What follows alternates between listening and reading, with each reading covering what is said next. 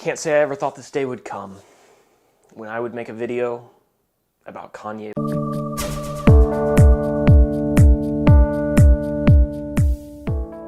Hey everybody, welcome back to 2BeLikeChrist. If you are into pop culture, I guess, and watch the news, you've probably heard the news that Kanye West has converted to Christianity. Now, you may have no idea who Kanye West is. If that's the case, you can ignore this video. But for those of you who have at least some familiarity with Kanye West, your response may have been like mine. We'll see how long that lasts. Yeah, I doubt that he really converted. Wait a second, Kanye West, have you heard his last album? You do know who he's married to, right? And why she's famous? There's no way he's genuine. And now I want to talk about why my initial response was wrong. It's interesting that so many Christians find it unbelievable that somebody could come from that kind of moral depravity to an understanding that they need Jesus. Let's step back in time about, 2,000 years. Bet you've probably heard a story about a man who had an experience on the road to Damascus, and his life was radically changed essentially overnight. Paul is admired all over the world for his conviction in coming to Christ after coming out of the life that he was living. Did you know that after Jesus appeared to Saul on the road to Damascus, God appeared to a man by the name of Ananias, and he told Ananias that he wanted him to show Paul what he needed to do in order to become one of his children and to receive his sight. And Ananias' response was really interesting because it's very similar to the response that we just talked about. It was, Lord, I've heard about this guy. He's a terrible guy. Are you sure you're supposed to be sending me to him? And the Lord said, Ananias, go do what I told you to do.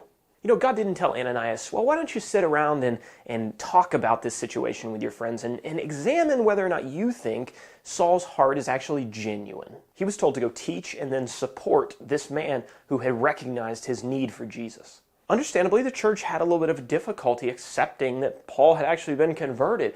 And it was largely thanks to a man named Barnabas in Acts chapter 11 who went and sought out Paul and then took him under his wing almost as a mentor, and they went around all over the place teaching lots of people. What if Barnabas had taken the attitude that we sometimes had? Rather than going to seek out Paul to assist him and to call him into the work of the church, he just sat around and was like, yeah, I don't know about that Paul guy up in Tarsus. Kind of a sketchy background, and I'm just not really sure that he's genuine. I think that it's fair to say that a large part of what Paul was and what he became was thanks to Barnabas. You remember, Barnabas is always called the encourager. And evidently that's what Paul needed. He needed somebody to come alongside him and help him in his growth as a Christian towards the ministry that he would have later in his life. Paul certainly must have had difficulty from both sides. Not only from the Jews who were outside of Christ that he'd abandoned, but also the Christians who were skeptical of his conversion.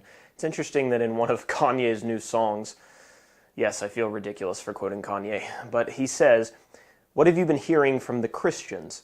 They'll be the first one to judge me, make it feel like nobody loves me.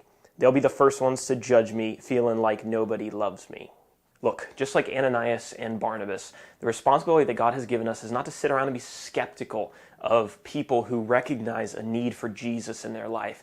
Is to come alongside them and support them. And you might say, well, Kanye, he's part of this other church and their doctrine's all off and they don't have all their theology right. Oh, because you had all of your theology and doctrine correct when you recognized your need for Jesus, didn't you? Oh, no? Whose responsibility is it to teach and help to get people to a place where they are part of a church with good theology and good doctrine? Well, that's yours and I's, our responsibility. In every moment that we sit around just being skeptical of somebody else's faith and heart is time that we've wasted that we could be a Barnabas or an Ananias to somebody. We are not always capable of seeing into the depths of somebody's heart to see whether or not they are actually genuine in what they're doing. That's not our responsibility. God will sort that out, either in this life or in the end. Our responsibility is to do what God told us. So rather than being skeptics, why don't we be encouragers and use our time as best that we possibly can to fulfill our responsibility to help those who recognize a need for Christ in their life. I heard about a man who had written a Christian book, and when he heard about Kanye West, he sent Kanye a book that talks about doctrine and the church and some other things. And I thought, that's the right response. How are you going to help people like Kanye to stay on track to live a life that's pleasing to God? I don't have Kanye's mailing address, nor his cell phone number. Call his house, maybe he'll be out rapping somewhere, or maybe he'll be on a door-knocking campaign. But that's not the point. The point is that you probably know somebody like this. somebody who maybe has come to the church, maybe has recognized a need for Christ, and they're somebody who you never thought would walk through the door of your church building, and you think, yeah, are they actually genuine? Or maybe it's somebody who has needed to repent over and over and over again for some kind of a sin, or maybe multiple sins, and they keep coming back and asking for forgiveness, and you're like, I don't really know if they're genuine this time. And I'm going to ask you, is that your job as a Christian? I think the real question here is, do we actually believe that there's power in the gospel to change people's lives? Because if we actually believe that the gospel is as powerful as we often preach it is, then there's not really going to be a whole lot of surprise when somebody like Kanye comes over and recognizes that he needs Jesus. So maybe the problem is actually not the issue of Kanye's heart, but it's a question of the Christian's heart.